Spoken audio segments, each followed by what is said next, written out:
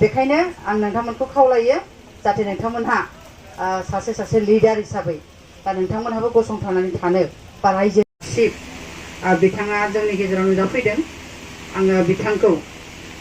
जोंनि इउपिपिएल दोलोनि आइजो गांखंनिफ्राय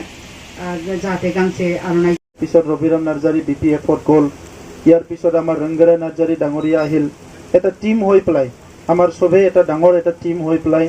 আমি বিৰোধীৰ এটা ৰোল ইয়াত লৈ আহিছিলোঁ আৰু এই বিৰোধীৰ যিটো ৰোল এইটো বিভিন্ন দল সংগঠনৰ সমৰ্থনত এটা ভাল এটা নেতৃত্বৰ মাজেৰে আহি 2015 চনত PCDR গঠন কৰি তাত 7জন আমাৰ MCLA জিকিছিলে আৰু সেই 7জন MCLA তাত বিৰোধীৰ ৰোল লৈছিলে কাউন্সিলৰ মজিয়াত আৰু সেই সময়ত পোৱা নোপোৱাৰ একো কথা নাছিলে আমি কি পাইছো কি পোৱা নাই কোনো প্ৰশ্ন কৰা নাই এটাই কথা আছিল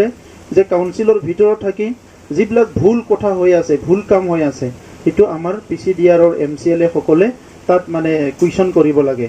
আৰু তেখেত সকলে কুৱেশ্যন আৰম্ভ কৰিলে প্ৰশ্ন তুলিলে ভাল বেয়া কথাবিলাক বহুত তাতে উত্থাপন কৰিলে বাহিৰতো আহি ক'লে তেনেকুৱা পাব্লিকক যে এৱাৰনেছ কৰা পাব্লিকক যে জানিব দিব লাগে এই কামখিনি আমাৰ 7জন PCDRৰ MCLA সকলে ৰংগৰা নাৰ্জাৰী নেতৃত্বত কৰি আছিল কিন্তু আমি পিছৰ পৰ্যায়ত যে এই অঞ্চলত বহুত এটা অস্ত্ৰ শস্ত্ৰ হিংসাৰ এটা বটাবৰণ শান্তি নোহোৱা জাতি জনগোষ্ঠীৰ মাজত কোনো মানে মিলাপ্ৰীতি নাই এটা অস্থিৰ এটা পৰিৱেশৰ মাজত আমি আছিলোঁ গতিকে এই অস্থিৰতাটো শেষ কৰি স্থিৰতা আনি শান্তি আনি গজন গাইছনাইনি যি থাংকি এইটো UPPLৰ মেইন এজেন্ডা আছিল GSPৰ যিবিলাক আমাৰ EM আছে ঘনেশ্যাম দাস ডাঙৰীয়া তেখেতসকলৰ সাধাৰণ সম্পাদক বাচ্চা ডাঙৰীয়া তেখেতসকলে জনাইছে আমাৰ লগতে থাকিব